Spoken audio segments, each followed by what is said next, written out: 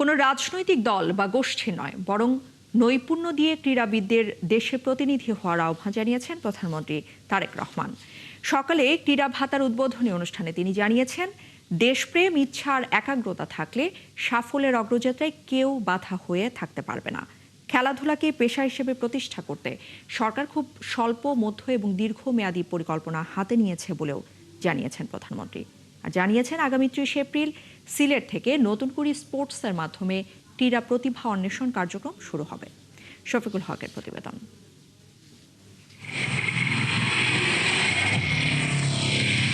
কার মোবাইলে সবচেয়ে আগে গেল হাত তুলতে হবে। গিয়েছে না, আর যাবে। Already got it, well done. স্বপ্ন থাকে মাঠে আর সংগ্রাম চলে নীরবে, কিন্তু সেই স্বপ্নের পাশে দাঁড়ানোর নিশ্চয়তা সবসময় থাকে না। অবশেষে সেই নিশ্চয়তার হাত বাড়ালো বিএনপি সরকার। ব্রোঞ্জ পদক অর্জন করেন। অপটিক্যাল ব্রাইটেনার, কালার গার্ড এবং ডার্ট লক সমৃদ্ধ অ্যাডভান্স ফর্মুলায় এলো নতুন রে ডিটারজেন্ট পাউডার। দেশের ক্রীড়াঙ্গনে পেশাদারিত্ব ও নিরাপত্তা নিশ্চিতে নতুন এক অধ্যায়ের সূচনা করলেন প্রধানমন্ত্রী তারেক রহমান। রাজধানীর তেজগাঁওয়ে প্রধানমন্ত্রীর কার্যালয়ের শাপলা হলে জাতীয় ক্রীড়াবিদদের হাতে ক্রীড়া ভাতা দেওয়ার পাশাপাশি আন্তর্জাতিক পর্যায়ের সাফল্য অর্জনকারী ক্রীড়াবিদদের সম্মাননা তুলে দিলেন তিনি। আপনারা আমাদের প্রতি খেয়াল রাখবেন, আপনাদের সকল খেলোয়াড়দের প্রতি খেয়াল রাখবেন। আশা করি বাংলাদেশকে আমরা যে সাফল্য এনে দিয়েছি তার থেকে আরো অনেক অনেক সাফল্য আমরা এনে দিতে পারবো। মেয়েরা যাতে প্র্যাকটিস করতে পারে, খেলতে পারে, সেইটা মোটামুটি মাঠের সিলেকশন সবকিছুই হয়ে গিয়েছে।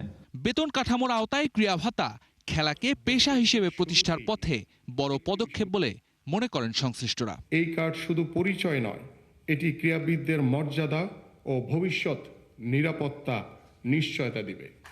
আমাদের অনেক সম্ভাবনা আছে, আমাদের এই ছেলে মেয়েদের মধ্যে প্রচুর সম্ভাবনা আছে। আমরা যদি তাদেরকে ঠিকমতো করে পালন করতে পারি, তাহলে আমরা আরো অনেক সম্মাননা আনতে পারবো। খেলার শখ বা বিনোদন নয়, উন্নত বিশ্বের সাথে তাল মিলিয়ে এটিকে পেশা হিসেবে দেখতে চায় সরকার। এ নিয়ে সরকারের নেওয়া উদ্যোগের কথা জানান প্রধানমন্ত্রী। সময়ের পরিপ্রেক্ষিতে বর্তমান সরকার খেলাধুলাকে পেশা হিসেবে প্রতিষ্ঠিত করার জন্য স্বল্প, মধ্যম এবং দীর্ঘমেয়াদী লক্ষ্য এবং পরিকল্পনা যেগুলো নিয়েছে, পর্যায়ক্রমিকভাবে এগুলো আমরা ইনশাল্লাহ বাস্তবায়ন করব। ইতিহাস, ভূগোল, বিজ্ঞান এই সাবজেক্টগুলোর পাশাপাশি আমরা খেলাটাকে কম্পালসারি করবো। সেটার মধ্যে মার্ক থাকবে, সেটার মধ্যে পাস ফেল থাকবে, যাতে সে সেটা সিরিয়াসলি নেয়। শুধু আচ্ছা বিকালে একটু খেলতে গেলাম বা অফ টাইমে একটু খেলতে গেলাম, নট দ্যাট, সিরিয়াসলি হতে হবে। অর্থাৎ আমরা আসলেই চাচ্ছি আমাদের ছেলেমেয়েরা যাতে সত্যিকারভাবে নিজেকে একজন যেটাই খেলবে সেটাতে যাতে সে তাকে নিজেকে এক্সপার্ট হিসেবে গড়ে তুলতে পারে।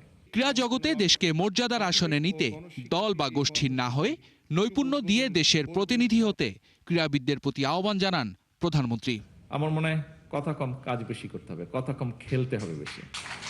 দেশপ্রেম, ঐকান্তিক ইচ্ছা আর টিম স্পিরিট থাকলে আপনাদের সাফল্যজনক অগ্রযাত্রায় কেউ বাধা হয়ে দাঁড়াতে পারবে না বলে আমি দৃঢ়ভাবে বিশ্বাস করি।